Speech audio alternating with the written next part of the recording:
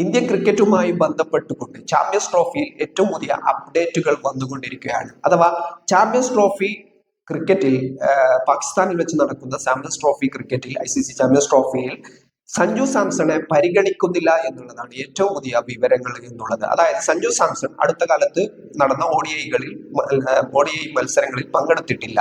അതുകൊണ്ട് തന്നെ വിജയ് ഹസാര ട്രോഫിയിലടക്കം സഞ്ജു സാംസൺ പങ്കാളിത്തം വഹിച്ചിട്ടില്ല.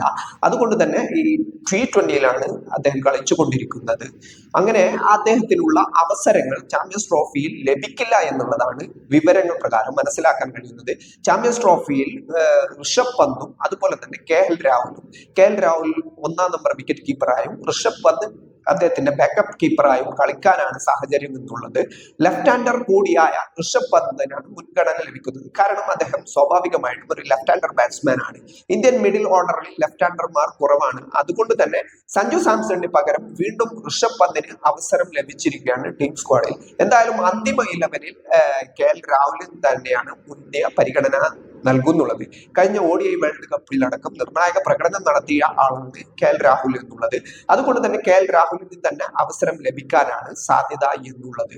പക്ഷേ ഇപ്പോഴും 2020-ൽ അത്ഭുതപൂർവമായ പ്രകടനം നടത്തിയ വളരെ പ്രത്യാശപരമായ പ്രകടനം നടത്തിയ സഞ്ജു സാംസണിനെ അദ്ദേഹം അവസാന കളിച്ച ODIയിൽ സെഞ്ചുറി അടിച്ചിട്ട് പോലും ഇപ്പോഴും ഇന്ത്യയുടെ ചാമ്പ്യൻസ് ട്രോഫി പദ്ധതികളിൽ സഞ്ജു സാംസൺ ഇല്ല എന്നുള്ളതാണ് ഇന്ത്യൻ ക്രിക്കറ്റിനെ സംബന്ധിച്ചിടത്തോളം വളരെ ഒരു വേദനാജനകമായ തീരുമാനമാണ്. അത്തരം കാര്യങ്ങളാണ് അത് എന്ന് പറയേണ്ടി വരും.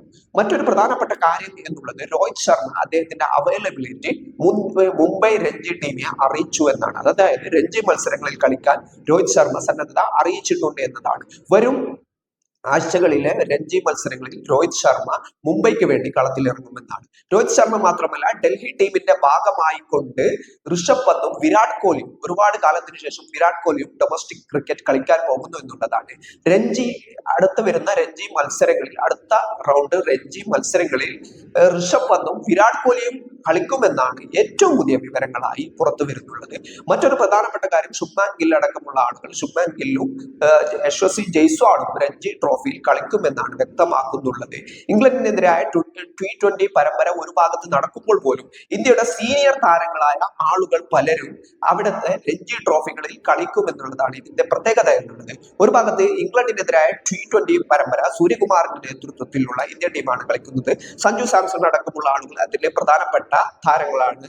അതിൽ മറ്റ് അഭിഷേക് ശർമ്മ അടക്കമുള്ള അല്ലെങ്കിൽ വൈസ് ക്യാപ്റ്റനായിട്ട് നിലവിൽ തീരുമാനിച്ചിട്ടുള്ള ആളടക്കമുള്ള നിലവിൽ വൈസ് ക്യാപ്റ്റനായി തീരുമാനിച്ചിരിക്കുന്ന ഇന്ത്യയുടെ ഏറ്റവും പ്രധാനപ്പെട്ട നിലവിൽ ഓൾറൗണ്ടർ കൂടിയായ ഹാർദിക് പാണ്ഡ്യ ആവുമെന്നാണ് പ്രതീക്ഷിക്കപ്പെട്ടിരുന്നതെങ്കിലും അതിനെ മറികടന്നുകൊണ്ട് വൈസ് ക്യാപ്റ്റൻ സ്ഥാനത്തേക്ക് വന്നിട്ടുള്ള അക്സർ പട്ടേൽ അടക്കമുള്ള ആളുകൾ ഇവിടുത്തെ ഈ 2020 പരമ്പരയിൽ കളിക്കുന്നുണ്ട്. ഇന്ത്യയുടെ വൈസ് ക്യാപ്റ്റൻ കൂടിയാണ് അക്സർ പട്ടേൽ. അങ്ങനെ വളരെ പ്രധാനപ്പെട്ട ഒരു ടൂർണമെന്റ് ഇംഗ്ലണ്ടിനെതിരെ T20 പരമ്പര ഇന്ത്യയിൽ നടക്കുമ്പോൾ തന്നെ മറുഭാഗത്ത് രഞ്ജി മത്സരങ്ങളിൽ ഇന്ത്യയുടെ ഏറ്റവും ഗ്ലാമർ താരങ്ങളായ വിരാട് കോഹ്ലിയും അതുപോലെ തന്നെ യശസ്വി ജയ്സ്വാളും ഋഷഭ് പന്തും ശുഭ്മാൻ ഗില്ലും അതുപോലെ തന്നെ രോഹിത് ശർമ്മ അടക്കമുള്ള താരങ്ങൾ കളിക്കുന്നു എന്നുള്ളതാണ് ഇപ്പോഴത്തെ പ്രത്യേകത എന്നുള്ളത്. എന്നാൽ രണ്ടാം ഘട്ട 2020 ടെസ്റ്റ് രഞ്ജി ട്രോഫി മത്സരങ്ങളിൽ നിന്നും മുംബൈയുടെ സർഫറാസ് ഖാനിന് പരിക്കേറ്റിരിക്കുകയാണ്. അദ്ദേഹം ടീമിൽ നിന്നും പുറത്തു പോകുന്നു എന്നുള്ളതാണ് ഏറ്റവും പുതിയ വിവരങ്ങൾ. പരിക്കുള്ളതിനാൽ അടുത്ത ഘട്ട രഞ്ജി ട്രോഫി മത്സരങ്ങൾ അദ്ദേഹത്തിന് കളിക്കാൻ സാധ്യമാകില്ല എന്നുള്ളതാണ് ഏറ്റവും പുതിയ വിവരങ്ങൾ പ്രകാരം മനസ്സിലാക്കാൻ കഴിയുന്നത്. ഇതൊക്കെയാണ് ഇന്ത്യൻ ക്രിക്കറ്റിനെ സംബന്ധിച്ചിട്ടുള്ള ഏറ്റവും പുതിയ അപ്ഡേറ്റുകൾ എന്നുള്ളത്.